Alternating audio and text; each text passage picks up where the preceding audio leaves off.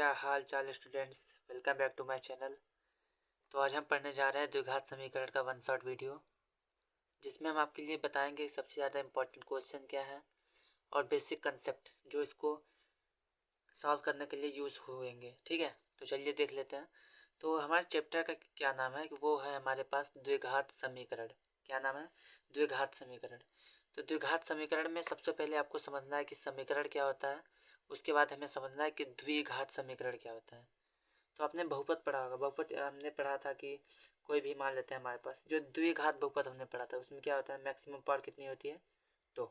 ठीक है, तो मैक्सिमम पावर कितनी होती है? मैक्सिमम पावर हमारे पास 2 होती है द्विघात समीकरण में। तो चलिए द्विघात बहुपद पहले लिख लेते हैं। तो 2x² प्लस का 5x प्लस का 6, इसको हम क्या कहेंगे? ये हमारा होता है द्विघात बहुपद। ठीक है, तो इसको हम कहते हैं द्विघात बहुपद। बट जब भी कोई बहुपद की अगर तुलना करते हैं कि बराबर में कोई भी नंबर हो जाए, 0 हो जाए, 1 2 3 4 5 6, तो जब भी किसी द्विघात बहुपद की तुलना हम करते हैं वो बन जाता है द्विघात समीकरण। ठीक है, तो सबसे पहले हाईएस्ट पावर अधिकतम घात 2 होनी चाहिए और बराबर में कोई भी नंबर होना चाहिए, फिर 0 भी चलेगा, बट हमें बराबर में कुछ ना कुछ होना चाहिए दिखाने के लिए। तो जब भी हम किसी भी द्विघात बहुपद की तुलना करेंगे किसी नंबर से, तो वो हमारा कहलाएगा द्विघात समीकरण। ठीक है, तो यहाँ पे क्या है, हमारे पास एक द्विघात समीकरण मिल गया है। कौन सा हमारे पास है? द्विघात समीकरण।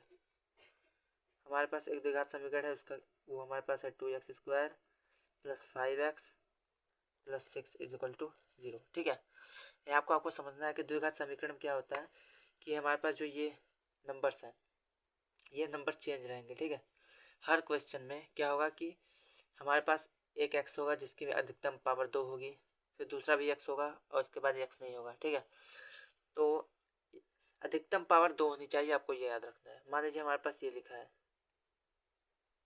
ठीक, तो ये वाला भी हमारे पास द्विघात समीकरण है। क्यों है? क्योंकि हमारे पास अधिकतम घात 2 है। तो जहाँ भी अधिकतम घात 2 होगी वो हमारा द्विघात समीकरण कहलाएगा। ये हमारे पास चर होता है और ये अचर होता है, ये आपको पता होगा। तो चर की अधिकतम घात अगर 2 हो तो वो हमारा द्विघात समीकरण हो जाएगा, अगर बराबर में कोई भी नंबर हो या फिर किसी नंबर से उसकी तुलना करेंगे। ठीक, तो चलिए अब देखते हैं हमारे पास। तो इसका जो व्यापक रूप होता है, व्यापक रूप, व्यापक रूप, ठीक है, व्यापक रूप क्या होता है? हमारे पास जो द्विघात बहुपद है, यहाँ पे क्या होता है कि अगर 0 बराबर रखेंगे समीकरण बन जाएगा। समीकरण में यहाँ पे जितने भी क्वेश्चन हमारे पास द्विघात समीकरण के आएंगे उसमें हमारे पास ये जो नंबर्स हैं, ये नंबर चेंज रहेंगे, बट ये हमारे पास जो यक्स है वो कांस्टेंट होगा, मतलब वही बना रहेगा। तो यहाँ पे क्या हो सकता है, यहाँ पे हमारे पास जो व्यापक रूप होगा वो हो जाएगा ax² प्लस का bx प्लस का c इज इक्वल टू 0। इसका मतलब क्या है कि हमारे पास जो a है, जो b है और जो c है, ये हमारे पास अचर संख्या है। ठीक है, अचर संख्या मीन्स ये हमारे पास नंबर्स होंगे। याद रखना है आपको कि जो a की वैल्यू है, ए की वैल्यू 0 के बराबर नहीं होनी चाहिए। क्यों नहीं होनी चाहिए? अगर ए हमारा 0 होगा तो 0 का x² मल्टीप्लाई होकर पूरा 0 हो जाएगा। तो जो हमारे पास अधिकतम घात 2 है वो 2 नहीं रह जाएगी, तो हमारा ये द्विघात समीकरण नहीं कहला पाएगा।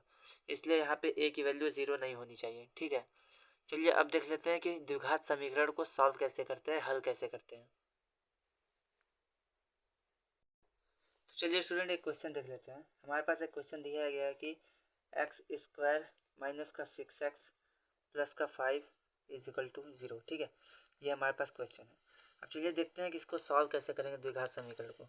ठीक, तो इसको सॉल्व करने के लिए सबसे पहले क्या करना पड़ेगा, आप जैसे द्विघात बहुपद को सॉल्व करते हैं उसी प्रकार से द्विघात समीकरण को सॉल्व करना है। अगर यहाँ पे इसके साथ कोई भी नंबर होगा तो उसका हम इसमें मल्टीप्लाई करेंगे सी वाले के साथ। यहाँ हमारा ए होगा, ये बी होगा, ये सी। यहाँ पे ए की वैल्यू क्या है? 1 है, क्योंकि यहाँ पे कोई नंबर नहीं है। तो क्या करेंगे, अब हमारे पास 5 है। ठीक है, तो आपको 5 को ऐसा ब्रेक करना है कि हमारे पास प्लस करने पे तो 6 आना चाहिए, ठीक, बट मल्टीप्लाई करने पे 5 ही होना चाहिए। तो क्या होता है, हमारे पास 5 वन जा 5 होता है। अगर हम 5 प्लस 1 करेंगे तो हमारे पास क्या आ जाएगा? 6 आ जाएगा। ठीक, तो उसी को हम यहाँ यूज़ करेंगे। तो यहाँ पे क्या करेंगे, हम यहाँ पे हम लिख देंगे x² माइनस का 5 +1, ठीक। और यक्स हमारे यहाँ पे हो जाएगा, ये हो जाएगा +5 इज इक्वल टू 0। अब इसको सॉल्व कर लेते हैं। सॉल्व किस प्रकार से करेंगे, तो सॉल्व करने के लिए क्या होगा, सबसे पहले इसका मल्टीप्लाई कर देंगे, तो ये हो जाएगा x² माइनस का 5 और ये x आ जाएगा माइनस का 5x। फिर इसका इसमें मल्टीप्लाई होगा तो माइनस का 1 माइनस का 1x minus 1x plus x, ठीक है। यहाँ पे +5 इज इक्वल टू 0। अब इन दोनों में आपको क्या दिख रहा है, इन दोनों में हमें x कॉमन दिख रहा है, तो यहाँ पे x कॉमन निकालेंगे तो ये होगा x और माइनस का यहाँ पे 5 बचेगा। यहाँ से हम x अगर कॉमन निकालते हैं तो यहाँ पे x कॉमन नहीं है, नहीं कोई नंबर ऐसा है जो दोनों में कॉमन हो, तो यहाँ पे हम 1 निकालेंगे, ठीक है। माइनस का 1 अगर हम कॉमन निकालते हैं तो यहाँ पे माइनस का 1 निकल जाएगा तो x आएगा, और यहाँ से जब माइनस निकालेंगे तो यहाँ पे आएगा -5 इक्वल टू 0।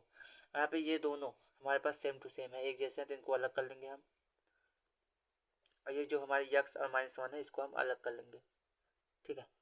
अब क्या करेंगे, ये जो हमारे पास दो गुणनखंड हैं इस द्विघात बहुपद के, द्विघात समीकरण के, इसको हम 0 के बराबर रख के इसका मान निकाल लेंगे। तो अगर हम इसको 0 के बराबर रखेंगे तो हमारे पास x की वैल्यू आ जाएगी -5, और अगर इसको हम 0 के बराबर रखते हैं x - 1 इक्वल टू 0, तो x की वैल्यू आ जाएगी 1।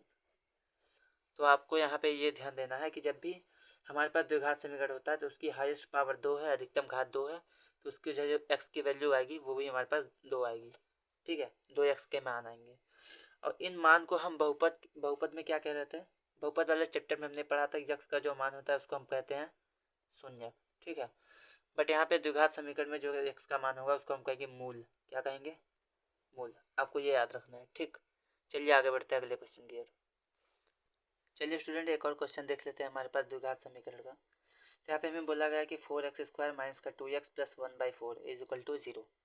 हमें यहाँ पे इसको सॉल्व करना है। तो आपको याद रखना है कि यहाँ पे हमारे पास जब भी फ्रैक्शन में कोई भी डिजिट आ जाए तो क्या करना है, हमें इस फ्रैक्शन को हटाना है सबसे पहले, ठीक है। तो हम क्या करेंगे, पूरे समीकरण में, ठीक, पूरे समीकरण में हम 4 से मल्टीप्लाई करेंगे, मतलब 4 से गुणा करेंगे।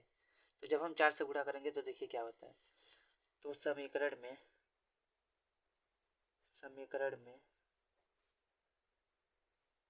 4 से गुणा करने पे, जब हम समीकरण में 4 से गुणा करेंगे तो यहाँ पे 4 का मल्टीप्लाई करेंगे तो 4 चौके 16x² हो जाएगा। यहाँ पे करेंगे तो 4 दूना 8x। आपको याद रखना है यहाँ पे 4 से जब गुणा करेंगे तो 4 से 4 कैंसिल हो जाएगा, तो यहाँ पे आएगा 1, ठीक, बराबर में 0। अब इसको आपको सॉल्व करना है। मैंने आपको बताया था कि अगर यहाँ पे x के साथ कोई वैल्यू होगी तो उसका हम इस अचर लास्ट वाले नंबर में मल्टीप्लाई करेंगे। किसमें, इसका हम इसमें मल्टीप्लाई करेंगे, तो 16 एकम कितना होगा 16।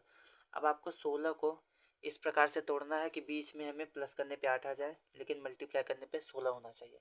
तो अब क्या करेंगे, तो आपको ये पता है कि 4 इंटू 4 ये कितना होता है, 16 होता है, 4 चौके 16, और 4 जोड़ देंगे तो हमारे पास कितना आ जाएगा 8 यहाँ पे, ठीक है। इसी को यूज़ करेंगे तो हमारे पास हो जाएगा 16x² माइनस का 4 + 4 यहाँ पे x प्लस का 1 बराबर में 0। अब इसको थोड़ा सॉल्व कर लेते हैं हम। तो माइनस का 4 में गुणा होगा तो माइनस का 4 x आ जाएगा, फिर माइनस प्लस माइनस ये भी हो जाएगा 4x प्लस में 1 बराबर 0। अब दोनों आपको क्या दिख रहा है कि x भी कॉमन है और 4 भी कॉमन है, क्योंकि ये भी 4 के पहाड़े में आएगा, ये भी आएगा, तो हम 4x बाहर निकालेंगे। 4 चौके 16 होता है तो यहाँ पे 4x बचेगा, यहाँ पे 4x पूरा निकल चुका है तो यहाँ पे -1 आएगा, ठीक। यहाँ पे क्या करेंगे, यहाँ पे कोई भी ऐसा नंबर नहीं है, नहीं कोई x है जो हम कॉमन ले सकते हैं, तो यहाँ पे हम सिर्फ कॉमन क्या लेंगे, वो होगा -1। तो -1 अगर कॉमन लेंगे तो यहाँ से माइनस निकल जाएगा, तो प्लस में हमारे पास 4x आएगा, और यहाँ से माइनस निकालेंगे तो यहाँ पे -1 बचेगा बराबर 0। अब क्या होगा, दोनों एक जैसे हैं, दोनों को अलग कर लेंगे, 4x - 1 अलग हो जाएगा, और ये देखिए 4x यहाँ पे भी है, यहाँ पे -1, तो ये भी हो जाएगा 4x - 1। इन दोनों को हमने साथ में लिया और इन दोनों को यहाँ पे, ठीक, और दोनों को 0 के बराबर रख देते हैं। तो चलिए देख लेते हैं इधर, अगर हम इसको 0 के बराबर रखते हैं, ठीक, तो 4x - 1 0 के अगर बराबर हो जाएगा तो 4x इक्वल टू हो जाएगा माइनस का 1 इधर गया प्लस का 1, और 4 गुणे में इधर जाएगा 1/4, ठीक। अब ध्यान देखिए दोनों वैल्यू वही है, 4x - 1 4x - 1, तो दोनों को जब हम 0 के बराबर रखेंगे तो हमें यही आंसर में आएगा, ठीक है। यहाँ पे 2 आंसर आएगा बट दोनों सेम टू सेम आएगा, ठीक। चलिए अब आगे बढ़ते हैं। कुछ हमारे पास सेंटेंसेस में हमारा क्वेश्चन है जो द्विघात समीकरण से हल होगा, चलिए उसको देख लेते हैं। तो स्टूडेंट यहाँ पे हमारे पास एक द्विघात समीकरण का एक क्वेश्चन दिया गया है जो आपके एग्जाम पॉइंट ऑफ व्यू से इम्पोर्टेंट है। वो एक बार आपके पेपर में आ चुका है, ठीक है, पिछले साल। तो चलिए देख लेते हैं। तो हमें क्या बोला गया है कि एक आयताकार भूखंड का जो क्षेत्रफल हमारे पास 588 वर्ग मीटर है, क्षेत्रफल की जो लंबाई है वो चौड़ाई के दोगुने से एक अधिक है, ठीक। तो हमें बताना है कि जो भूखंड है मतलब जो ज़मीन है उसकी लंबाई और चौड़ाई हमें पता करनी है।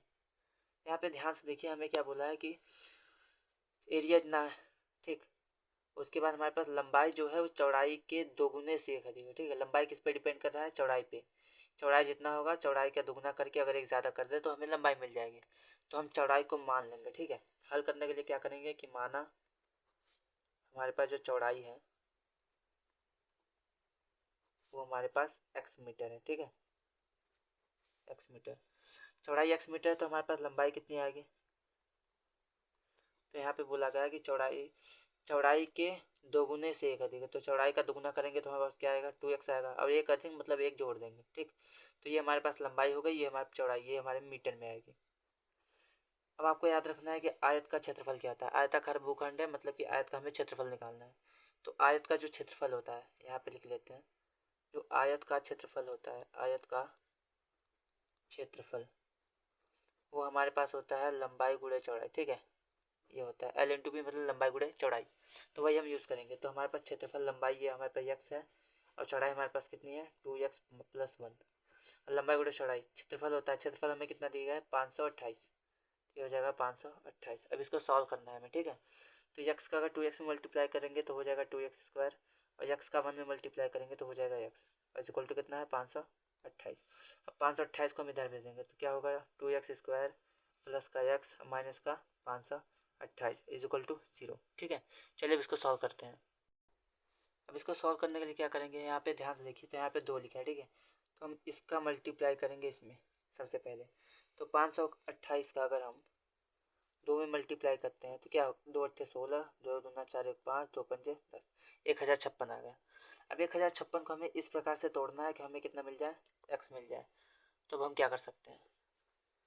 तो हम क्या करेंगे? सबसे पहले चलिए इसको सॉल्व करने के लिए सबसे पहले हम इसका एलसीएम निकालेंगे, उसकी मदद से हम आपको समझाते हैं, ठीक है। वैसे आप इसको डिवाइड करने के लिए आपको थोड़ा दिमाग यूज़ करना पड़ता है जल्दी के लिए, ठीक है। अगर आराम से करना चाहते हैं तो टाइम कंज्यूमिंग होगा। तो चलिए इसको जल्दी सब कर लेते हैं। तो हमारे पास क्या है? 1056, इसका हम एलसीएम निकालेंगे, ठीक है। तो हो जाएगा 2 5 10, 2 2 4, 2 8 16। फिर हमारे पास आएगा क्या आएगा? 2 2 4, 2 6 12, 2 4 8। फिर इसको काटेंगे तो 1 2, 2 3 6, 2 9 4, फिर 2 छक्के 12, 2 छक्के 12, फिर 2 3 6, 2 3 6। हमारे पास 11 3 33 हो जाएगा। फिर 3 1 3। अब ध्यान से देखिए, इसको हमें यहाँ पे अपने तोड़ दिया गुणनखंड निकाल के। अब हमें कुछ ऐसा करना है कि 1 लाना है, ठीक है। तो क्या करेंगे? अब ध्यान से देखिए, हमारे पास यहाँ पे ये इसका मल्टीप्लाई करेंगे कितना आएगा? 33। इसको कितना होगा? 2 दूना 4, 4 दूना 8, 8 दूना 16, 16 दूना 32। तो यहाँ से यहाँ तक जो गुणा करने पे 32 आ रहा है और ये आ रहा है 33। अगर हम 33 में से 32 माइनस कर देते हैं, ठीक है, तो हमारे कितना मिल जाएगा? 1 मिल जाएगा, ठीक। और 33 और 32 का मल्टीप्लाई कितना होगा? 1056, तो वो आ जाएगा हमें। तो हमें बस यही करना है। हम क्या करेंगे? यहाँ पे हो जाएगा 2x² प्लस का, अब यहाँ पे हम क्या करेंगे कि 33 माइनस 32 करेंगे, ठीक है। तो हमारे पास एक आ जाएगा, हो जाएगा 33 माइनस का 32 x, ये माइनस का 528 बराबर 0। अब इसको सॉल्व करना है। x का अंदर मल्टीप्लाई करेंगे तो हो जाएगा 2x² प्लस का 33x माइनस का 32x माइनस का 528 बराबर 0, ठीक। अब इसको सॉल्व कर लेते हैं पूरा, x की वैल्यू निकाल लेते हैं। तो इसको सॉल्व करेंगे तो ध्यान देखिए, यहाँ पे हमें कोई भी नंबर ऐसा नहीं दिख रहा है जो कॉमन हो, ठीक। तो यहाँ पे कॉमन कुछ नहीं है तो x सिर्फ कॉमन दिख रहा है, नंबर तो होगा नहीं। तो हम x को बाहर निकाल लेते हैं। तो हमारे पास आएगा 2x प्लस का 33। तो स्टूडेंट अगर हम यहाँ पे देखते हैं तो हमारे पास अगर 1056 होता तो हम यहाँ पे 32 को बाहर निकालते तो हमारे पास 33 बचता। बट हमारे पास 528 है तो यहाँ पे हम 32 नहीं निकाल पाएंगे, ठीक है। क्योंकि हमारे पास अगर 1056 होता तो यहाँ से 32 निकालते तो 33 बचता, बस हमें 528 है तो हम 32 नहीं निकाल पाएंगे। तो हम यहाँ पे क्या निकालेंगे? यहाँ पे निकालेंगे 16, ठीक है। 16 निकालेंगे तो 16 दूना 32 होता है, तो यहाँ पे आएगा 2x, ठीक। और 16 निकालेंगे तो इसको देखिए, 16 दूना 16 3 51 होगा फिर 16 3 51 हो जाएगा। ठीक है, 16 3 48, 16 3 48, सही है 48 आएगा। ठीक, एक बार फिर से देख लीजिए, हमारे पास यहाँ पे 32 था। अगर हमारे पास 1056 होता तो हम 32 निकाल लेते तो 33 बचता, बट यहाँ पे हमारे पास 528 दिया है, तो हम 528 में से 32 नहीं निकाल पाएंगे। तो क्या करेंगे, 16 निकालेंगे, क्योंकि हमें यहाँ पे दिख रहा है कि 16 दूना 32 हो जाएगा, ये 16 3 48 और 16 3 48, तो यहाँ पे 48 निकल जाएगा। अब ध्यान से देखिए, तो ये जो है ये दोनों डिजिट बराबर है, इसको हम एक तरफ कर लेंगे, इन दोनों को एक तरफ कर लेंगे। ठीक है, बराबर में 0। अब इसको थोड़ा सॉल्व कर लेते हैं, बस हमारा आंसर आ चुका है। तो यहाँ पे अगर इसको 0 के बराबर रखेंगे तो 2x प्लस 33 बराबर में 0, इसको बराबर में रखेंगे तो x माइनस 16 बराबर में 0। यहाँ पे x की वैल्यू कितनी आ जाएगी, 16, और यहाँ पे क्या आएगी, 2x बराबर माइनस का 33, x बराबर माइनस का 33/2। अब आपको याद क्या रखना है कि कभी भी हमारे पास जो यहाँ पे लंबाई होती है, यहाँ पे हमने x को क्या माना है, चौड़ाई माना है। चौड़ाई क्या होती है, एक टाइप की लंबाई होती है किसी आयत में जो छोटी लंबाई होती है। मान लेते हैं ये हमारे पास आयत है, तो ये जो बड़ी लंबाई होती है ये तो लंबाई होती है, बट ये भी तो लंबाई है, बट इससे छोटी लंबाई है, इसलिए हम इसको चौड़ाई मान लेते हैं। तो जो हमारे पास चौड़ाई होती है वो कभी भी माइनस में नहीं होती। तो जो ये वैल्यू है ये हमारे पास गलत है, गलत मीन्स कि ये हमारी आंसर नहीं हो सकती, क्योंकि चौड़ाई कभी भी माइनस नहीं होती। तो हमारा आंसर क्या है, ये। अभी ध्यान देखिए, यहाँ पे चौड़ाई x की वैल्यू 16 आ गई है, तो हम यहाँ पे क्या करते हैं, यहाँ पे हमने माना है, क्या माना है, हमने माना है कि चौड़ाई x है, तो यहाँ पे आंसर कितना आ जाएगा, 16 मीटर चौड़ाई है। लंबाई कितनी है, 2 गुने 1 आ रहा है, तो 16 का दुगना क्या होगा। अगर यहाँ पे इसको हम 2 गुणे 16 प्लस 1 करेंगे तो कितना आएगा, 16 ना 32 से 33, तो हमारे पास 33 मीटर हो जाएगा इसकी लंबाई, और 16 मीटर हो जाएगी इसकी चौड़ाई। चलिए अब आगे बढ़ते हैं, अब देखते हैं एक और मोस्ट इंपॉर्टेंट क्वेश्चन। उसके बाद हम देखेंगे कि श्रीधराचार्य प्रमेय क्या होता है और उसका फॉर्मूला क्या होता है। तो चलिए स्टूडेंट, एक मोस्ट इंपॉर्टेंट टॉपिक देख लेते हैं, जिसका यूज हम करेंगे x की वैल्यू निकालने के लिए द्विघात समीकरण में। तो इसे हम कहते हैं श्रीधराचार्य सूत्र या फिर द्विघात सूत्र। ठीक है, इसमें क्या होता है कि अगर भी हमारे पास कोई भी द्विघात समीकरण है, किस टाइप का होता है द्विघात समीकरण, चाहिए ये द्विघात समीकरण का व्यापक रूप होता है। तो हमने लिखा है कि द्विघात समीकरण ax² + bx + c = 0, अगर ये हमारे पास है। ठीक है, तो हमने क्या पढ़ा है कि द्विघात समीकरण में x की जो वैल्यू होती है उसको क्या कहते हैं, मूल कहते हैं। तो x की डायरेक्ट वैल्यू निकालने के लिए क्या करेंगे, माइनस का b प्लस माइनस रूट के अंदर b² - 4ac और अपॉन 2a, और ये हमारा ये है b, ये है c, ये है। ठीक है, तो हमारे पास a की वैल्यू यहाँ रख देंगे, b की वैल्यू यहाँ पे, फिर b² - 4ac, इसी में से, इसी द्विघात समीकरण में से हमें a b c की वैल्यू निकालनी है और यहाँ पे पुट कर देनी है फॉर्मूले में, तो हमारे पास x की वैल्यू निकल आती है। ठीक है, यहाँ पे बोला गया है कि हमारे पास जहाँ b² - 4ac = d, मतलब कि जो हमारे पास रूट के अंदर ये जो वैल्यू है b² - 4ac, इसको हम कहते हैं विविक्तिकर। ठीक है, अब विविक्तिकर को किस अल्फाबेट से लिखते हैं, d से। तो अगर हम इस पूरे की जगह d लिख देते हैं तो हमारे पास फार्मूला क्या आएगा, x = -b plus minus root के अंदर d/2a। ठीक है, तो ये फार्मूला बन जाता है। d की वैल्यू क्या है, b² - 4ac। इसमें कुछ रूल्स हैं जो आपको याद होने चाहिए। तो यहाँ पे क्या बोला है कि हमारे पास x की दो अलग अलग वास्तविक मतलब रियल वैल्यू, ठीक है, अलग अलग रियल वैल्यू आती है। कब आती है, जब हमारे पास b² - 4ac की वैल्यू जो है 0 से बड़ी हो। अगर हमारे पास b² - 4ac का मान 0 से बड़ा आएगा तो हमें x की दो वैल्यू मिलेगी, दो मान मिलेंगे और दोनों अलग अलग मिलेंगे। ठीक है, अगर b² - 4ac या फिर हम कह सकते हैं d की वैल्यू, ठीक है, दोनों एक ही है, तो अगर b² - 4ac की वैल्यू 0 के बराबर हो जाती है तो हमें दो आंसर तो मिलेंगे, बट दोनों सेम टू सेम मिलेंगे। तो इस कंडीशन में अगर हमें आंसर निकालना है तो वो क्या होता है, माइनस का b/2 है। ठीक है, अगर b² - 4ac की वैल्यू 0 के बराबर आती है तो हमें x की वैल्यू पता करनी है, तो हम डायरेक्ट माइनस का b की वैल्यू रखेंगे और बटे में 2 के साथ a की वैल्यू रख देंगे गुणा करके, तो हमारे पास आ जाएंगे दोनों मूल। ठीक है, दोनों सेम टू सेम होंगे, मतलब कि ये जो होगा वही दूसरा भी होगा।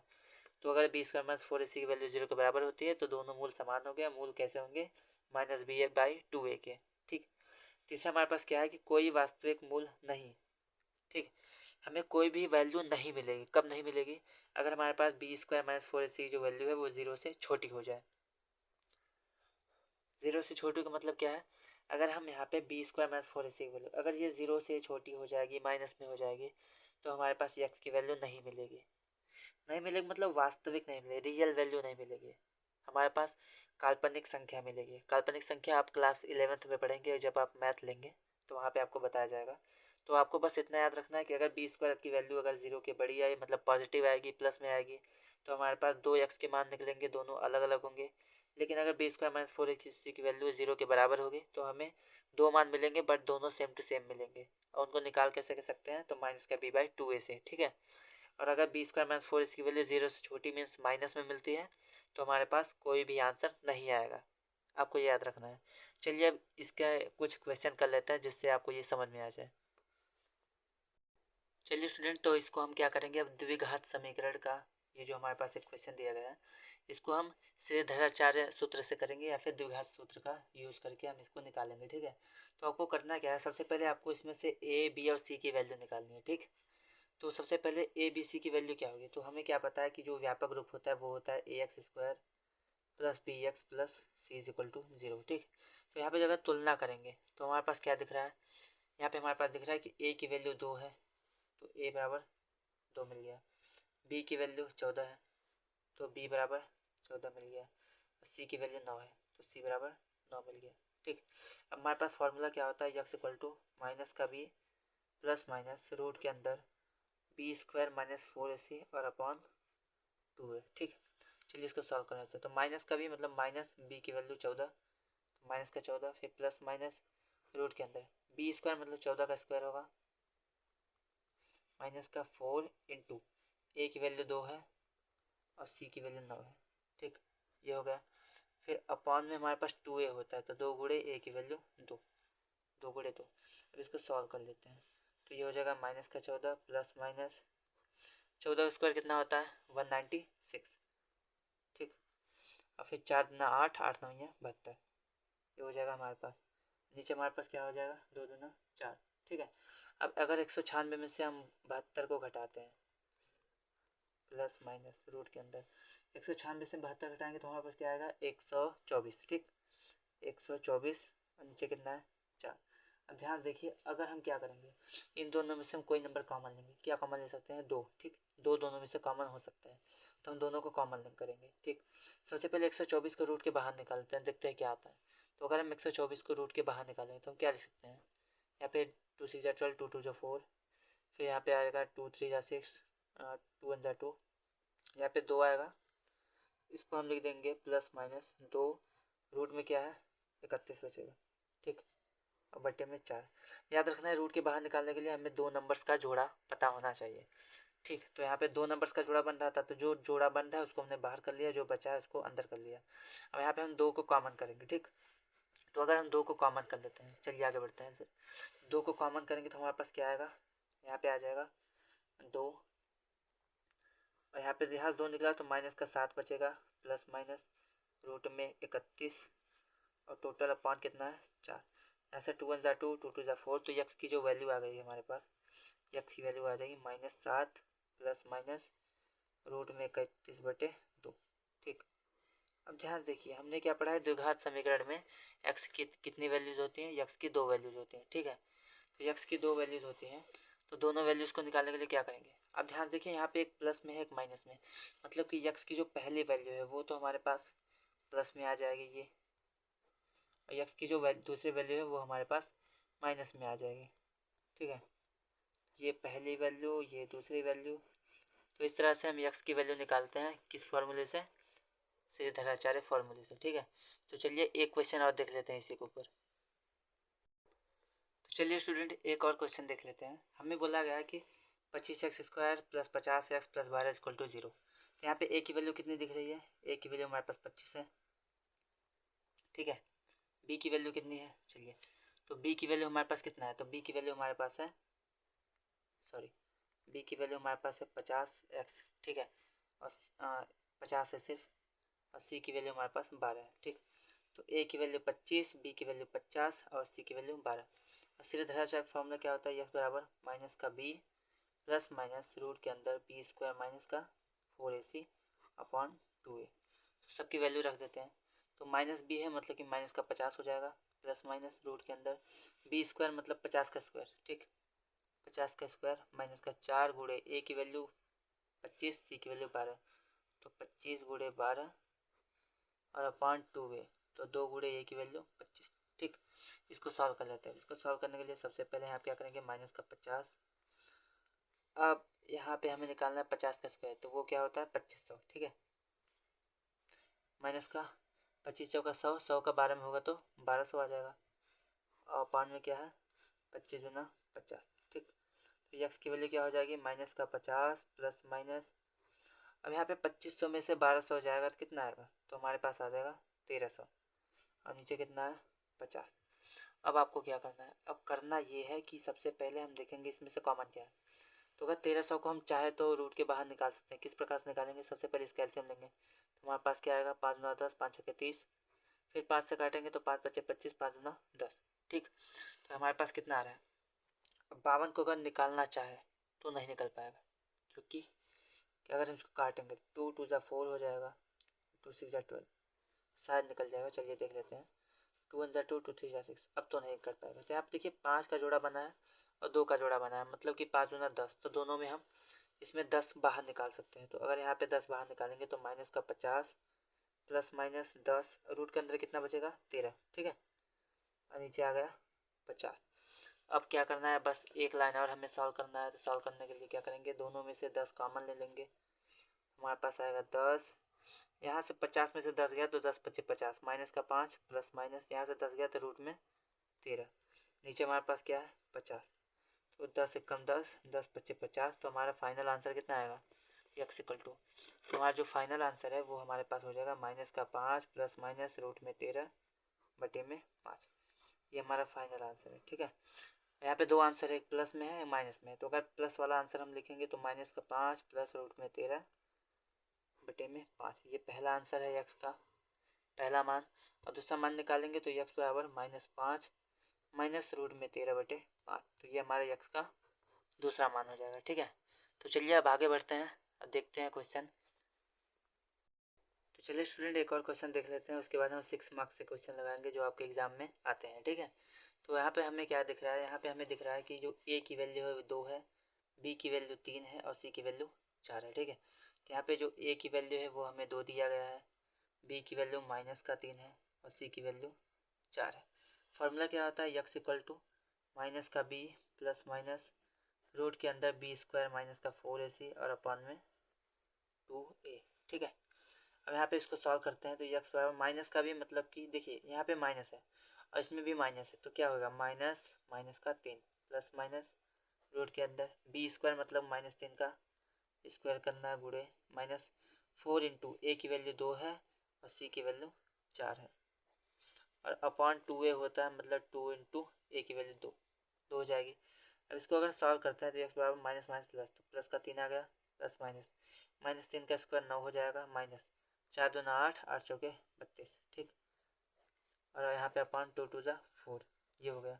अब आप ध्यान से देखेंगे तो हमारे पास यहाँ पे 3 प्लस माइनस 32 में से अगर हम 9 घटाते हैं तो हमारे पास कितना आएगा, तो हमारे पास आएगा माइनस का 23। ठीक है, अब आपने अभी अभी पढ़ा है कि जब भी यहाँ पे इसको क्या कहते हैं, इसको कहते हैं विभक्तिकर डी। ठीक है, बी स्क्वायर माइनस 4ac, अगर इसकी वैल्यू 0 से छोटी आती है तो हमारे पास कोई भी वास्तविक मूल नहीं होता है, कोई वास्तविक मूल नहीं होता है। ठीक, मतलब कि हमें कोई भी आंसर नहीं मिलेगा, यक्स की वैल्यू नहीं मिलेगी। तो यह हमारा क्वेश्चन यहीं पे हम छोड़ देंगे, यहाँ पे लिख देंगे कि कोई भी वास्तविक मूल नहीं होगा। क्यों नहीं होगा, क्योंकि बी स्क्वायर माइनस 4ac की जो वैल्यू है वो 0 से छोटी आ गई है। ठीक है, चलिए तो यहाँ पे एक क्वेश्चन दिया गया है, क्या बोला गया है कि यदि हमारे पास एक समीकरण है कि एक्स ब्रैकेट में x plus x minus 2 plus का 6 इक्वल टू 0, इसके अगर मूल बराबर है तो हमें के की वैल्यू बतानी है। ठीक है, तो सबसे पहले आपको क्या ध्यान देना है कि मूल बराबर कब होते हैं। ठीक, तो मूल बराबर होने का कंडीशन क्या है कि मूल तब बराबर होते हैं जब हमारे पास बी स्क्वायर माइनस 4ac की जो वैल्यू है वो 0 के बराबर होती है, तब मूल बराबर होता है। अगर इसके मूल बराबर है तो मतलब कि यहाँ पे बी स्क्वायर माइनस 4ac की वैल्यू 0 के बराबर है। तो यहाँ सबसे पहले हम ए बी सी निकालेंगे, उसके बाद इसमें रख के सॉल्व करके के की वैल्यू निकाल लेंगे। ठीक, तो इसको हम पहले सॉल्व कर लेते हैं। हमारे पास है के एक्स ब्रैकेट में एक्स माइनस 2 प्लस का 6 बराबर 0। अगर के एक्स का एक्स में मल्टीप्लाई करेंगे तो आएगा के एक्स स्क्वायर, माइनस के एक्स का इसमें करेंगे तो आएगा 2 के एक्स प्लस का 6 बराबर 0। यहाँ पे ध्यान देंगे तो हमारा ये ए है ठीक, ये हमारे पास b की वैल्यू है और ये हमारे पास c की वैल्यू है। ठीक, तो इसको यहाँ पे रख देंगे। तो b की वैल्यू हमारे पास -2k है, तो -2k का स्क्वायर माइनस हमारे पास 4 इंटू ए की वैल्यू k है इंटू सी की वैल्यू 6 है इज इक्वल टू 0। इसी को हमें सॉल्व करना है। चलिए इसको सॉल्व करते हैं। -2k का स्क्वायर कितना होगा, 4k स्क्वायर माइनस 4 छके 24, ये k हो जाएगा बराबर 0। यहाँ पे हम क्या करेंगे, दोनों में से k को कॉमन ले लें। ठीक है, अगर यहाँ पे 4k कॉमन लेते हैं तो हमारे पास क्या आएगा, अगर 4k कॉमन लेंगे हमारे पास तो आ जाएगा k माइनस का 6 बराबर 0। ये इधर जाएगा तो 4k बराबर कितना आएगा, या फिर यहाँ पर हम देखेंगे 4 किसके साथ मल्टीप्लाई में इधर गया तो भाग हो जाएगा, तो हमारे पास आएगा k माइनस 6 बराबर 0, तो k इक्वल टू 6। ठीक है, हमने इसको बटे में भेज दिया, 0 के नीचे भी जाएगा तो 0/4k 0 हो जाएगा। तो हमारे पास k की वैल्यू कितनी आ गई है, k की वैल्यू आ गई है 6। ठीक है, तो चलिए आगे बढ़ते हैं और क्वेश्चन की तरफ। तो चलिए इस क्वेश्चन में हमें क्या बोला है कि 3x स्क्वायर प्लस का 5x प्लस 2 इक्वल टू 0, हमें इसका विभक्तीकरण निकालना है। विभक्तीकरण को किससे दिखाते हैं, तो वो होता है d, और d इक्वल टू क्या होता है b स्क्वायर माइनस का 4ac, हमें यही प्राप्त करना है। ठीक है, तो यहाँ पे a की वैल्यू क्या है, ये हमारा a होता है, ये हमारे पास b है और ये हमारे पास c है, तो हम वैल्यू रख देते हैं। ठीक है, b स्क्वायर मतलब कि 5 का स्क्वायर करेंगे माइनस 4 इंटू a की वैल्यू 3 है और c की वैल्यू 2 है।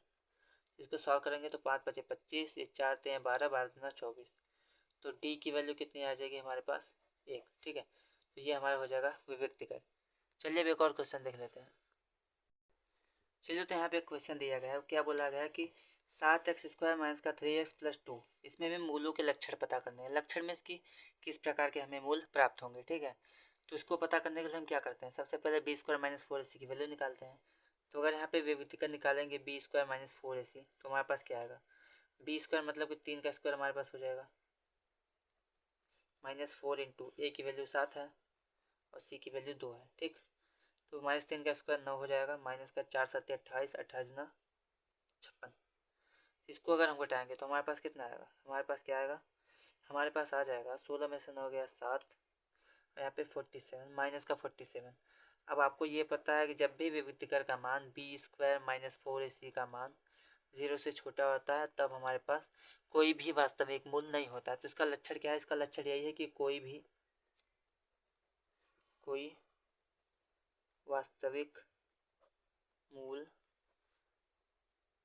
नहीं है। ठीक है, ये इसका लक्षण हो गया। अब चलिए 6 मार्क्स के क्वेश्चन देख लेते हैं जो आपके एग्जाम के पॉइंट ऑफ व्यू से बहुत ज़्यादा इंपॉर्टेंट है। तो स्टूडेंट चलिए देखते हैं, एक और क्वेश्चन हमारे पास है। हमें क्या बोला है कि रोहन की माँ उससे 26 वर्ष बड़ी है। ठीक है, उसके बाद लिखा है कि उनकी आयु वर्षों में, उनकी आयु का जो गुणनफल है वो 3 वर्ष पश्चात 360 हो जाएगा। तो हमें बताना है कि रोहन की वर्तमान आयु क्या है।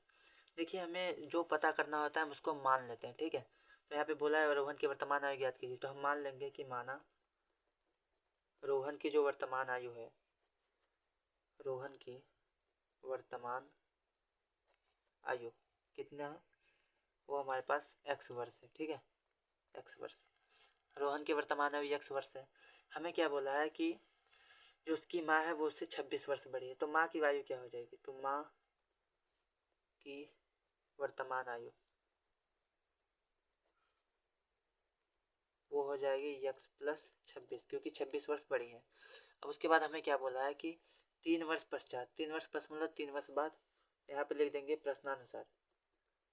प्रश्नानुसार मतलब कुछ प्रश्न के अनुसार क्या है, 3 वर्ष पश्चात, 3 वर्ष पश्चात रोहन की आयु कितनी हो जाएगी, रोहन की आयु 3 वर्ष पश्चात 3 साल बड़ा हो जाएगा, मीन्स की x प्लस 3 हो जाएगा।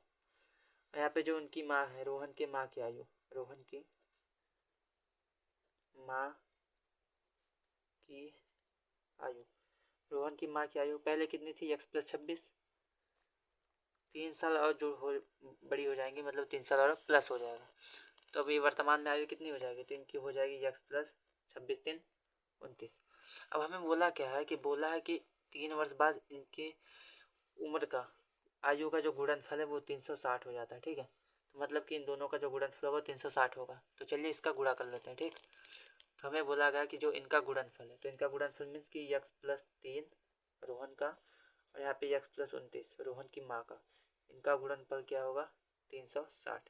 ठीक है, रोहन की माँ का जो आयु है और रोहन की जो आयु है, दोनों का गुणनफल 360 हो जाएगा। अब चलिए इसको मल्टीप्लाई करें, यक्स का यक्स में कितना होगा x², यक्स का 29 में 29x, फिर 3 का यक्स में होगा तो 3x, और 3 का 29 में होगा तो 3 9 27, 3 2 6 2 8 बराबर में 360। अब क्या करेंगे, यहाँ पे x², 29x और 3x कितना हो जाएगा 31x।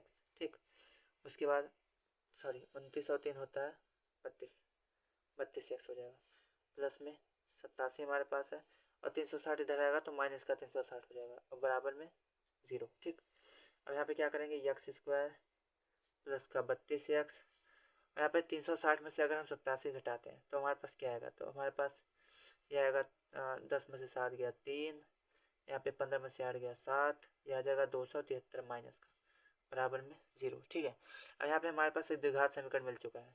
यहाँ पे कोई नंबर है नहीं तो हम इसका इस मल्टीप्लाई नहीं करेंगे। अब इसको सॉल्व कर लेते हैं। तो आपको क्या करना है कि 273 को इस तरह से तोड़ना है कि मल्टीप्लाई करने पे तो ये आना चाहिए, बट प्लस करने पे 16 आना चाहिए। ठीक है, तो चलिए इसको करते हैं। चलिए, तो इसको करने के लिए क्या करेंगे, सबसे पहले इसका हम एलसीएम निकालते हैं, तभी हमें पता चलेगा। तो एलसीएम निकालेंगे, तो इसको हम क्या करेंगे 7 से डिवाइड करेंगे। ठीक है, कितना होगा 7 7 7 7, 7 त्रिके 21 हो जाएगा, यहाँ पे 7 9 63, उसके बाद 13 3 39 हो जाएगा, फिर 3 1 3, ये हमारे पास आ गया। ठीक है, अब ध्यान देखिए हमें क्या लाना है 32। 32 किस प्रकार से आएगा, यहाँ पे अगर हम थोड़ा ध्यान देंगे, ठीक, तो थोड़ा अगर ध्यान देते हैं यहाँ हमारे पास, तो ये क्या हो जाएगा 13 का 3 मल्टीप्लाई करें 13 3 39, ये 39 है और ये 7 है। अगर 39 में से हम 7 माइनस कर देंगे तो हमारे पास 32 आ जाएगा, जहाँ जो यहाँ पे है। तो हम बस वही करेंगे, यहाँ पे x², यहाँ पे क्या करेंगे हम 39 माइनस 7, तभी 32 आएगा। तो ये हो जाएगा 39 माइनस का 7, यहाँ पे x माइनस का 273 बराबर में 0। फिर यहाँ पे x का इसमें मल्टीप्लाई कर देंगे तो हमारे पास आ जाएगा यहाँ पे प्लस 39x माइनस का 7x माइनस का 273 बराबर में 0। ठीक है, चलिए आगे बढ़ते हैं। आगे हम इसको सॉल्व करते हैं। तो आगे हमें क्या करना है, अब यहाँ पे हमें देखना है कि कौन सा नंबर या फिर कौन सा चर हमारे पास कॉमन दिख रहा है। तो यहाँ पे कोई नंबर तो कॉमन नहीं है, बट यक्स जो है वो कॉमन है, तो यक्स को हम कॉमन कर लेते हैं। तो यक्स को कॉमन करेंगे तो हमारे पास आएगा x+39, और यहाँ पे हम माइनस का 7 कॉमन करेंगे। ठीक है, यहाँ पे ध्यान देखिए हमने 273 को जब 7 से डिवाइड किया था तो कितना आया था 39। इसका मतलब है अगर 273 में हम 7 निकालते हैं तो 239 आ जाएगा। तो अगर हम 7 माइनस का 7 दोनों में से कॉमन लेते हैं तो यहाँ पे -7 चला आएगा, तो यहाँ पे x आएगा, यहाँ से माइनस निकल चुका है तो यहाँ पे आएगा प्लस। और 273 में जब 7 निकाल लेते हैं कितना आता है 39। ठीक है, तो यहाँ पे आ जाएगा 39, क्योंकि हमने इसमें से भी 7 कॉमन कर लिया है। ये दोनों टर्म्स एक जैसे हैं तो इसको अलग कर लेंगे, यहाँ पे इन दोनों को हम अलग कर लेंगे। ठीक है, अब क्या करना है, अब जो जैसा हम हमेशा करते हैं वैसे ही करेंगे। हम क्या करेंगे, हम दोनों को जो हमारे पास दोनों गुणनखंड आए हैं उनको 0 के बराबर रख देंगे। तो x+39, अगर ये हमारा 0 के बराबर होगा तो x की वैल्यू कितनी आ जाएगी -39। अगर ये हमारा x -7 0 के बराबर होगा तो x बराबर कितना आएगा 7। अब आपको एक चीज़ ध्यान देना है, यहाँ पे समझना ये है कि हम क्या पढ़ रहे हैं। हम यहाँ पे पढ़ रहे हैं आयु। ठीक है, हम यहाँ पे रोहन और उनकी माँ की आयु ज्ञात करना चाहते हैं। तो आयु ज्ञात करने के लिए क्या होता है, उम्र जो होती है किसी भी व्यक्ति की वो कभी माइनस में नहीं होती। ठीक है, तो यहाँ पे हम क्या देख रहे हैं, यहाँ पे हम देख रहे हैं जो हमारी उम्र आई है वो हमारी माइनस में 39 आई है, मतलब कि जो माइनस वाला है ये हमारे पास गलत आंसर है। तो हमारा सही आंसर क्या है, वो हमारे पास 7। ठीक है, तो यक्स की वैल्यू 7 है। यक्स हमने किसको माना था, तो यक्स हमने माना था रोहन को। ठीक, रोहन की आयु को हमने यक्स माना है, मतलब कि रोहन कितने साल का है 7 वर्ष का। जब रोहन 7 वर्ष का है तो उनकी मम्मी क्या है, उनकी मम्मी 26 वर्ष बड़ी है, तो हम 7 में 26 जोड़ देंगे तो हमारे पास कितना आएगा, हमारे पास आ जाएगा 33। तो मतलब कि उनकी माँ की उम्र, रोहन की माँ की उम्र 33 वर्ष है। तो चलिए स्टूडेंट, एक मोस्ट इम्पॉर्टेंट क्वेश्चन देख लेते हैं जो आपके मॉडल पेपर में आया हुआ है। हमें बोला गया है कि एक रेलगाड़ी एक समान चाल से 360 किलोमीटर की दूरी तय करती है। यदि इसकी चाल 5 किलोमीटर अधिक कर दें तो उसी दूरी को वो 48 मिनट कम समय लेती है पूरी करने में। ठीक है, हमें रेलगाड़ी की प्रारंभिक चाल पता करनी है। तो यहाँ पे क्या करेंगे, हमें प्रारंभिक चाल पता करनी है, तो इसी चाल को हम मान लेंगे। ठीक है, तो हम मान लेंगे कि माना रेलगाड़ी की वास्तविक या फिर प्रारंभिक कह सकते हैं, वास्तविक जो हमारे पास चाल है वो हमारे पास यक्स किलोमीटर प्रति घंटा है। ठीक है, हमें बोला है कि 5 किलोमीटर अधिक कर दी गई है, तो 5 किलोमीटर बढ़ाने पे क्या चाल होगी, तो यहाँ पे लिख दें कि वृद्धि करने पे मतलब बढ़ाने पे। ठीक है, वृद्धि करने पर जो हमारे पास रेलगाड़ी की चाल हो जाएगी, रेलगाड़ी की चाल वो कितनी हो जाएगी, यक्स प्लस 5 किलोमीटर प्रति घंटा, ये हो गया। अब हमें बोला है टोटल दूरी कितनी है, तो दूरी हमारे पास कितनी दी गई है, 360 किलोमीटर। ठीक है, 360 किलोमीटर। ठीक, तो यहाँ पे क्या बोला गया, स्टार्टिंग में हमारे पास कितना है, लास्ट में कितना है, तो ये दूरी गई है ना, ये हमारे ने दूरी दी है हमारे पास, हमने इसको चाल माना है। तो समय बराबर क्या होता है, आपको ये पता होना चाहिए। तो समय बराबर हमारे पास क्या होता है, वो होता है दूरी बटे चाल। ठीक है, तो इस फॉर्मूले का यूज करेंगे हम इसको सॉल्व करने के लिए। तो समय बराबर दूरी बटे चाल होता है। तो सबसे पहले हम समय देखते हैं कि स्टार्टिंग में जब इसकी चाल एक समान होती है तो कितना समय लिया था उसने, कार ने 360 किलोमीटर दूरी जाने के लिए कितना समय लिया, तो समय बराबर दूरी बटे चाल।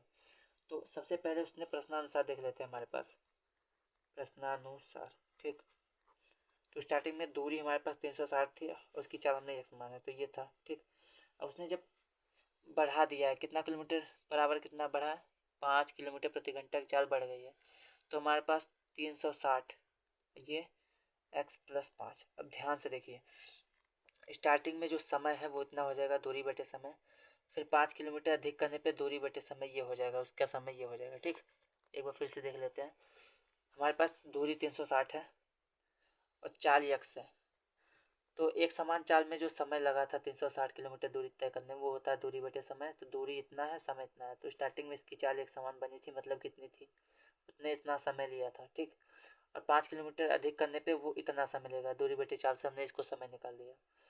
इसमें क्या होता है कि वो जब अधिक कर देते हैं तो 48 मिनट कम टाइम लेता है, मतलब कि दोनों बीच में कितना अंतर है, 48 मिनट का अंतर है। ठीक है, 48 मिनट का डिफरेंस आ जाता है समय में। तो हमने इसका समय निकाला स्टार्टिंग में, फिर 5 किलोमीटर बढ़ने के बाद समय निकाला है दूरी बटे चाल से। अब जो इनका अंतर है, कितना डिफरेंस है, वो हमारे पास 48 मिनट। अब याद रखिए कि 48 मिनट को हम घंटे में चेंज करेंगे। ठीक है, तो 48 मिनट में कितना घंटा होगा, तो यहाँ देख लेते हैं।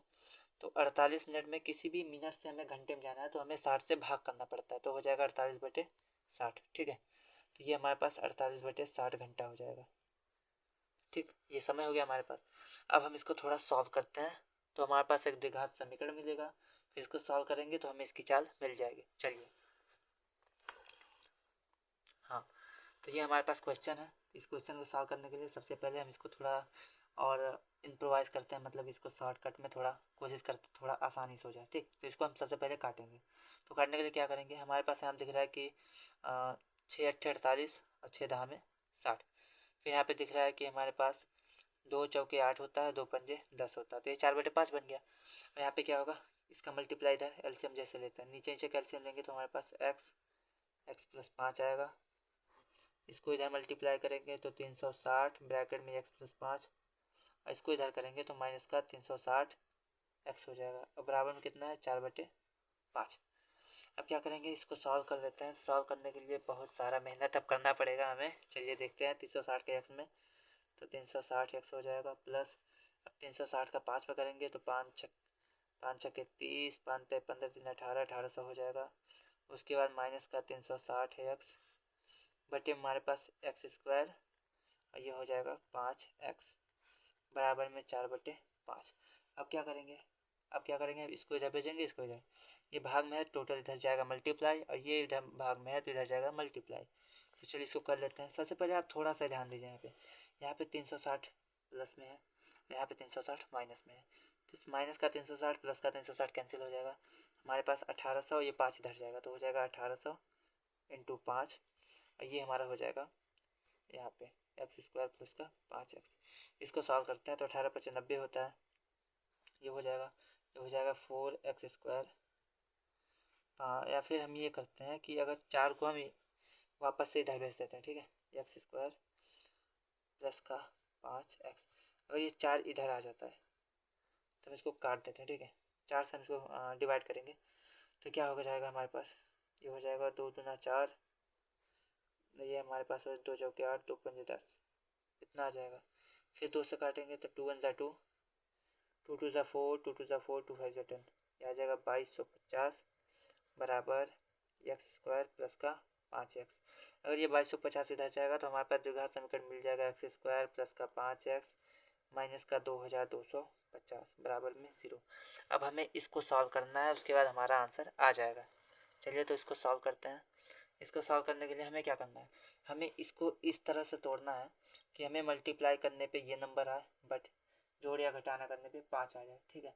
तो चलिए सबसे पहले इसको सॉल्व करते हैं थोड़ा। तो हमारे पास है 2250, इसको हम एलसीएम लेके सॉल्व करेंगे, ठीक है, इससे हमें पता चलेगा कि कैसे काटना है। तो अगर यहाँ पे 5 से हम इसको अगर इसको 10 से डिवाइड करते हैं तो ये 2 2 5 आ जाएगा। 5 से करेंगे तो 5 चौके 20, 5 पचे 25, ये हो जाएगा 5 नवैया 45, ये हो जाएगा 3 त्रिका 9, 3 एकम 3। अब ध्यान देखिए हमें 5 लाना है, ठीक है। तो 5 लाने के लिए हम क्या कर सकते हैं, यहाँ पे ये कर सकते हैं, यहाँ पे देखिए इसका अगर मल्टीप्लाई करेंगे 10 पचे 50 हो जाएगा। इन सब का मल्टीप्लाई करेंगे 5 ते 15, 15 तिया 45, ये 50 हो रहा है, ये 45। अगर हम 50 में से 45 माइनस करेंगे तो 5 हमें मिल जाएगा, ठीक है। यहाँ पे देख लीजिए आप फिर से, ये हमारे पास 10 और 5, ये 10 पचे 50 हो जाएगा, और ये 5 ते 15, 15 ते 45, ये हमारे पास 45 हो जाएगा। अगर हम 50 में से 45 माइनस कर देते हैं तो हमारे पास 5 आ जाएगा। तो हम यही यूज़ करेंगे, ठीक है। तो हम क्या करेंगे, यहाँ पे एक्स स्क्वायर प्लस यहाँ पे 50 माइनस का 45 एक्स माइनस का 2 2 5 0 इजिकल टू 0, ठीक है। यहाँ पे इसका मल्टीप्लाई कर देते हैं तो हमारे पास आ जाएगा 50x माइनस का 45x और माइनस का 2250 बराबर 0। यहाँ पे क्या कॉमन दिख रहा है, यहाँ पे x कॉमन दिख रहा है तो ये हो जाएगा x प्लस 50। यहाँ पे माइनस का 45 कॉमन दिख रहा है तो हमारे पास x प्लस 50। अब ध्यान देखिए हमने 50 कैसे लाया, दोनों माइनस है तो माइनस कॉमन करेंगे, यहाँ से 45 आएगा तो सिर्फ x बचेगा, यहाँ से 45 निकालेंगे। ध्यान से देखिए हमारे पास क्या है, ये पूरा गुणनखंड 2250 का है। अगर यहाँ से यहाँ तक हम 45 को निकाल लेते तो हमारे पास क्या बचेगा, हमारे पास बचेगा 50, ठीक है। 10 बचे 50 बचेगा, अगर 45 हम निकाल लेते हैं तो इसी 50 को हमने यहाँ पे लिख दिया है, ठीक। अब क्या करेंगे, ये दोनों टर्म्स एक जैसे हैं, दोनों को अलग कर लेंगे, x प्लस 50। अब इन दोनों को अलग कर लेंगे, x माइनस 45। अब क्या करेंगे, दोनों को 0 के बराबर रख के हल कर लेंगे, ठीक है। तो अगर दोनों को 0 के बराबर रखेंगे तो हमारे पास x प्लस 50 बराबर 0, तो x बराबर आएगा माइनस का 50, ठीक है। पहला ये हो गया। दूसरा हमारे पास x माइनस 45 बराबर 0, x बराबर 45। अब ध्यान से देखिए हमारे पास यहाँ पे जो है x की वैल्यू माइनस 50 है, यहाँ पे x की वैल्यू 45 है। अब हमें निकालना क्या है, हमें क्या निकालना है, तो यहाँ पे देख लेते हैं।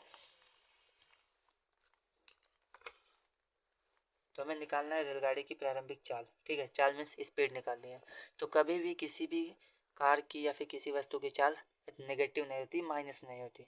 तो जो हमारी चाल है वो पॉजिटिव होगा, मीन्स कि हमने जो x की वैल्यू निकाली है, हमने एक माइनस का 50 निकाला, एक 45 निकाला, तो माइनस वाला जो हमारे पास चाल आया है वो गलत है। तो हमारी एक्चुअल चाल, असली चाल जो है, वास्तविक चाल, वर्तमान चाल हमारे पास 45 किलोमीटर प्रति घंटे हो जाएगी। तो यहाँ पे जो हमने x माना है, क्या माना है, रेलगाड़ी की वास्तविक चाल, तो ये हमारे पास हो जाएगी 45 किलोमीटर प्रति घंटा, ठीक है। तो चलिए और मोस्ट इंपॉर्टेंट क्वेश्चन देख लेते हैं जो आपके एग्जाम पॉइंट ऑफ व्यू से इम्पॉर्टेंट है। तो स्टूडेंट यहाँ पे एक क्वेश्चन दिया गया है। क्वेश्चन क्या बोल रहा है कि हमारे पास एक आयताकार खेत का जो विकर्ण है उसकी छोटी भुजा से 60 मीटर अधिक लंबा है। यदि बड़ी भुजा छोटी भुजा से 30 मीटर अधिक हो तो हमारे पास खेत की भुजा ज्ञात कीजिए, मतलब खेत की हमें लंबाई और चौड़ाई पता करनी है। तो आयताकार खेत है मीन्स कि हमारे पास ये मान लेते हैं हमारे पास खेत है, ठीक है, ये आयताकार खेत है। तो इसका हमें एक विकर्ण दिया है, विकर्ण मीन्स डायगोनल, इसे कहते हैं विकर्ण, ठीक है। ये भी एक विकर्ण होगा और ये भी एक विकर्ण होगा। तो हमें क्या बोला है कि विकर्ण जो है उसकी छोटी भुजा से 60 मीटर अधिक लंबा है। अगर हम मान लेते हैं कि जो हमारे पास छोटी भुजा है, छोटी भुजा मीन्स चौड़ाई जो है वो x मीटर है, ठीक। तो ये विकर्ण होगा, विकर्ण कितना होगा, तो यहाँ पे लिख देंगे कि माना छोटी भुजा कह सकते हैं या फिर चौड़ाई कह सकते हैं, क्योंकि आयत है तो कितनी है वो x मीटर है, x मीटर। तो जो इसका विकर्ण हो जाएगा, विकर्ण क्या हो जाएगा, विकर्ण हमें बोला है 60 मीटर अधिक है, तो ये हो जाएगा x प्लस 60 मीटर। ठीक है, उसके बाद क्या बोला है, उसके बाद हमें बोला है कि यदि बड़ी भुजा छोटी भुजा से 30 मीटर अधिक हो, बड़ी भुजा छोटी भुजा से 30 मीटर अधिक, मतलब कि जो इसकी लंबाई है वो x प्लस 30 हो जाएगी। ठीक है, तो यहाँ पे बड़ी भुजा लिख देते हैं। तो बड़ी भुजा मतलब कि लंबाई कितनी है, वो हमारे पास 30 मीटर अधिक है, तो हो जाएगा x प्लस 30 मीटर। तो हमें क्या करना है, खेत की भुजा बतानी है। खेत की भुजा मतलब कि हम इसकी लंबाई पता करनी है। अगर x की वैल्यू निकाल लेंगे लंबाई पता चल जाएगी, और चौड़ाई पता चल जाएगी। और लंबाई निकालने के लिए हम इसमें 30 प्लस कर देंगे तो हमारे पास लंबाई भी पता चल जाएगी। तो इसके लिए हम क्या करेंगे, अब ध्यान से देखिए, हमें ये वैल्यू पता है, ये वैल्यू पता है, ये वैल्यू भी पता है, कितनी है वो हमारे पास x प्लस 60।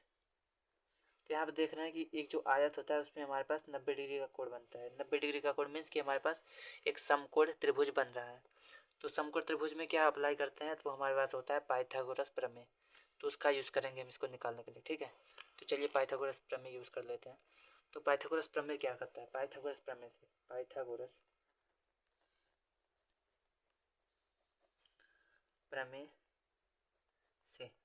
हमारे पास होता है कि लंब का स्क्वायर जो होता है वो कर्ण का स्क्वायर जो होता है वो लंब स्क्वायर प्लस आधार स्क्वायर के बराबर होता है। तो यहाँ पे लिख देंगे कर्ण स्क्वायर बराबर लंब का स्क्वायर प्लस का आधार का स्क्वायर। तो इसको सॉल्व करना है। कर्ण हमारे पास कितना है, वो हमारे पास एक विकर्ण दिया है, हमारे पास जो कर्ण है वो विकर्ण की तरह कार्य कर रहा है। ये हमारे पास विकर्ण है, मीन्स कर्ण है। तो इसको हम करेंगे, तो कर्ण की जगह इसके रख देंगे x प्लस 60 का स्क्वायर बराबर लंब क्या है, लंब ये हमारे पास है x स्क्वायर प्लस आधार क्या है, ये x प्लस 30 का स्क्वायर। ठीक है, तो चलिए इसको सॉल्व कर लेते हैं। इसको सॉल्व करने के लिए क्या करेंगे, यहाँ पे देखिए a प्लस बी का होल स्क्वायर दिख रहा है ना, तो इसको खोल देंगे। ठीक है, ये हो जाएगा a स्क्वायर प्लस का b स्क्वायर प्लस का 2ab। ठीक है, बराबर एक्स स्क्वायर हमारे पास है। यहाँ पे भी एक a प्लस बी का होल स्क्वायर है, तो ये हो जाएगा a स्क्वायर प्लस का b स्क्वायर और प्लस का 2ab।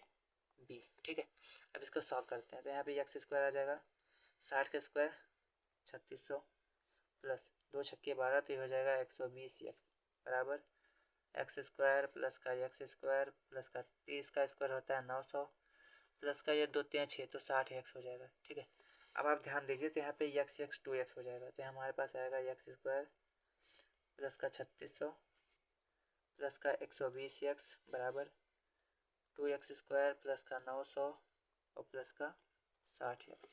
हम क्या करेंगे कि सभी को एक तरफ करेंगे। ठीक है, तो क्या करेंगे, हम सबको इधर भेज देते हैं, इधर। तो इधर हमारे पास क्या दिखा, हमारे पास इधर है 2x स्क्वायर प्लस का 900 प्लस का 60x। अब ध्यान दीजिए एक्स स्क्वायर इधर जाएगा, एक्स स्क्वायर इधर आ रहा है, तो हमारे पास माइनस का एक्स स्क्वायर होगा। 3600 इधर आएगा तो माइनस का 3600 हो जाएगा, और 120 एक्स इधर आएगा तो माइनस का 120 एक्स हो जाएगा। ठीक है, हमने क्या किया है, हमने सॉल्व करने के लिए इस पूरे टर्म्स को बराबर के इधर किया है। ठीक, तो इसको हम सॉल्व करते हैं। तो हमारे पास देखिए 2x स्क्वायर और यहाँ पे एक्स स्क्वायर, तो 2x स्क्वायर में से एक एक्स स्क्वायर माइनस करेंगे तो आएगा एक्स स्क्वायर।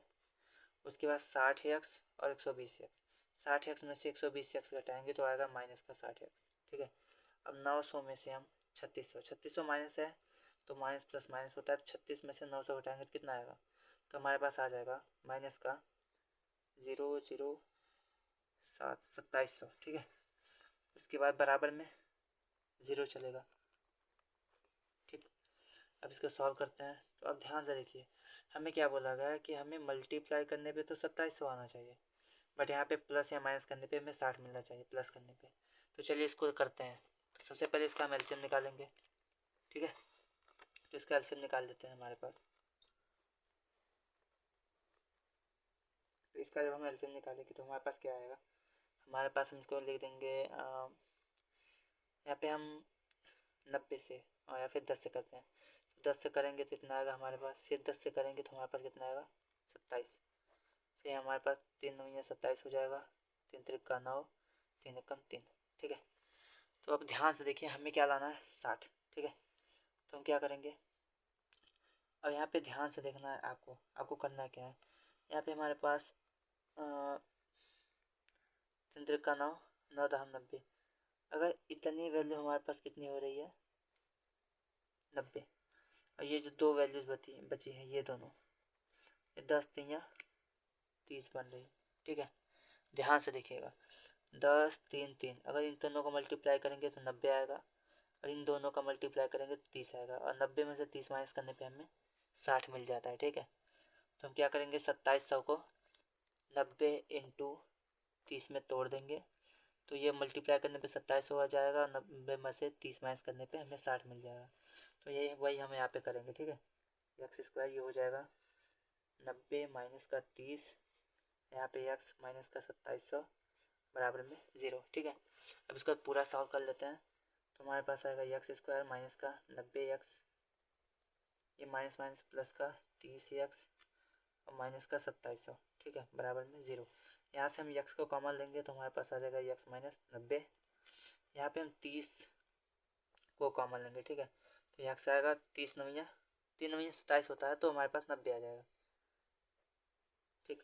यहाँ पे ये दोनों वैल्यूज एक जैसी हैं तो ये अलग हो जाएंगी, ये दोनों एक साथ हो जाएंगे, तो हमारे पास क्या आ जाएगा।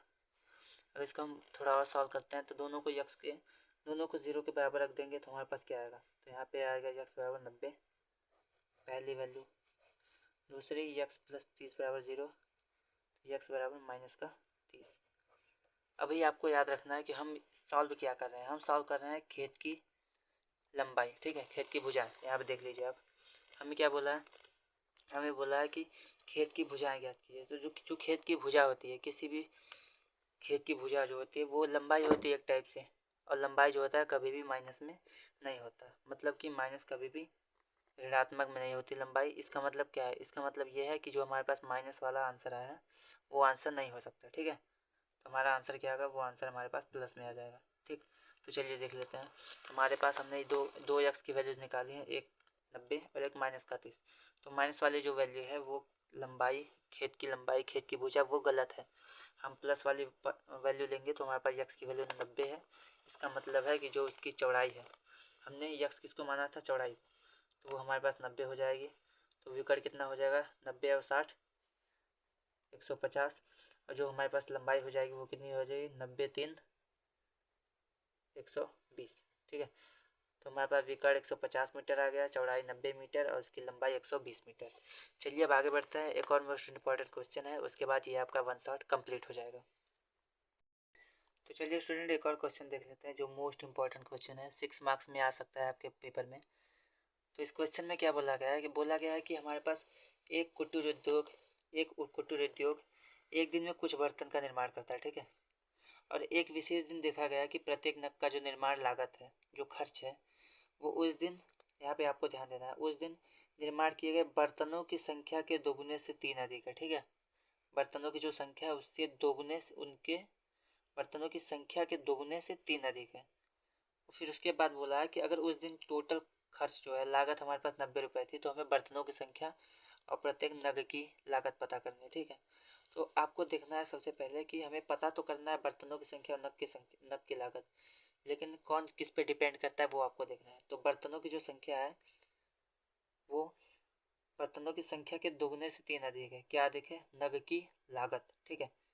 तो बर्तन की संख्या अगर यक्स मानेंगे तो उसका दोगुना करके अगर +3 कर देंगे तो नग की लागत हमें मिल जाएगी, सही बात है नहीं। हमारे बर्तनों की संख्या अगर हम मान लेते हैं तो उसका दोगुना करेंगे और फिर उससे 3 अधिक कर देंगे तो हमारे पास प्रत्येक नग की लागत मिल जाएगी। तो हम यहाँ पे क्या करेंगे, हम मान लेंगे कि माना बर्तनों की जो संख्या है, बर्तनों की संख्या वो हमारे पास क्या है, वो हमारे पास यक्स है। तो जो नग की निर्माण लागत हो जाएगी तो वो क्या हो जाएगी, तो हमारे पास नग की निर्माण लागत, तो नग की निर्माण लागत वो हमारे पास हो जाएगी 2x प्लस का 3। ठीक है, ये हमारे पास हो गया। अब आगे क्या बोला है कि अगर हमारे पास उस दिन कुल निर्माण लागत 90 रुपये थी। अब देखिए एक बर्तन इतना है, ठीक है, और एक नग की कीमत इतनी है, तो बर्तन और नग दोनों मिलाने पे दोनों का हमारे पास जो खर्च है वो 90 रुपये दिया है। ठीक, तो हम क्या करेंगे, इसको हम सबसे पहले समीकरण के रूप में लिखेंगे। किस प्रकार से लिखेंगे, मान लेते हैं अगर एक बर्तन के साथ इतने नग की लागत खर्च हो रही है, तो जितने बर्तन होंगे उतने नग हमारे पास लगेंगे और उन नगों की निर्माण लागत यहाँ पे होगी। तो अगर एक नग की निर्माण लागत 4 होती है, 2 का पता करना है तो इसमें 2 का मल्टीप्लाई करते हैं। उसी प्रकार से एक बर्तन पे जो निर्माण लागत है इतनी है नग की, तो यहाँ पे 4 यक्स बर्तन है तो यक्स की निर्माण लागत यक्स का इसमें मल्टीप्लाई करेंगे। तो हमारे पास जो हमारे पास समीकरण आएगा वो क्या आएगा, वो हमारे पास आ जाएगा, यहाँ पे लिख देंगे प्रश्नानुसार। हमारे पास आ जाएगा यक्स इंटू 2x प्लस 3 और टोटल निर्माण लागत कितनी है 90। ठीक है, अब इसको सॉल्व करते हैं। चलिए सबसे पहले यहाँ क्या करेंगे, यक्स का मल्टीप्लाई तो 2x स्क्वायर फिर प्लस का 3x बराबर में 90।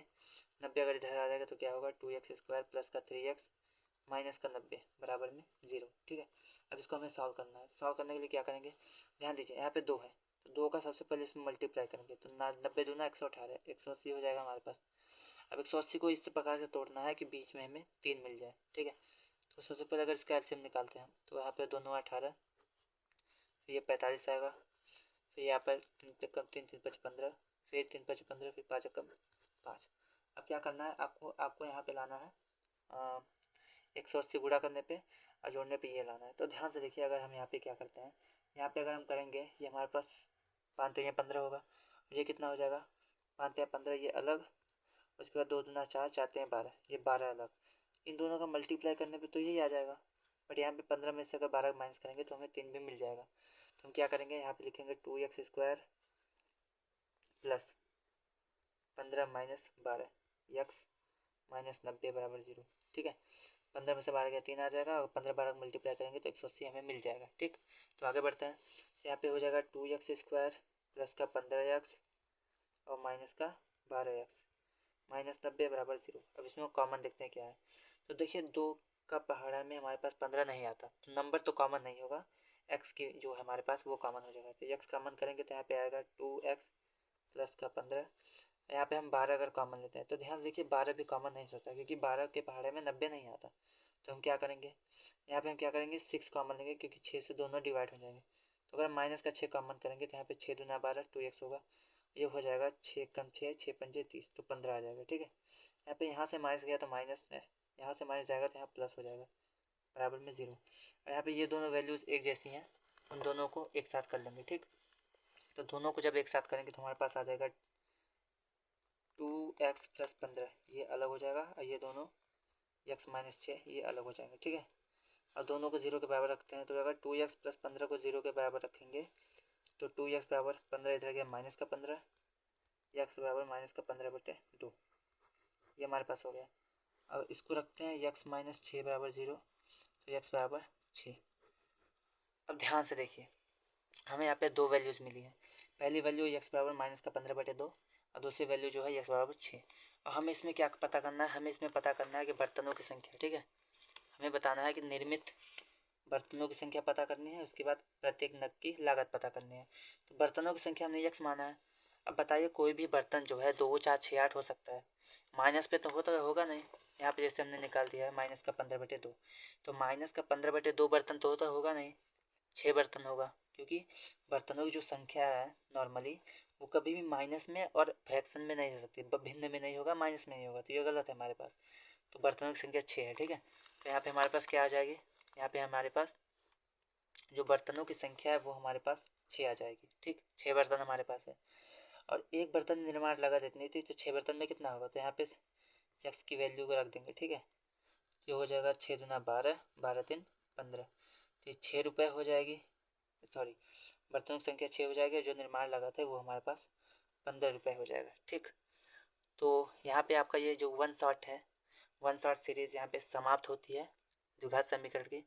तो अगर आपको किसी भी क्वेश्चन में कोई भी प्रॉब्लम हो या फिर कहीं भी लगा हो कि यहाँ पे ये आपको नहीं आ रहा है तो आप उसे कमेंट कीजिए, बताइए कि आपने कितने क्वेश्चन सही किए हैं, कितने गलत हुए हैं आपसे।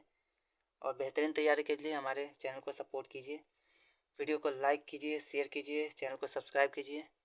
अब मिलेंगे फिर अगले वन शॉट में, जो हमारे पास होगा 5th चैप्टर, जिसका नाम है हमारे पास समांतर श्रेणी।